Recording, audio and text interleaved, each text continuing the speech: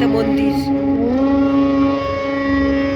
আজ নবরাত্রিতে ভান্ডারা চলছে। অসাধারণ পরিবেশ। এবছর আদি কৈলাস শেষে এ এক বড় পাওনা। নবরাত্রি, আমাদের নবমী, কালীমাতা মন্দির প্রাঙ্গণ।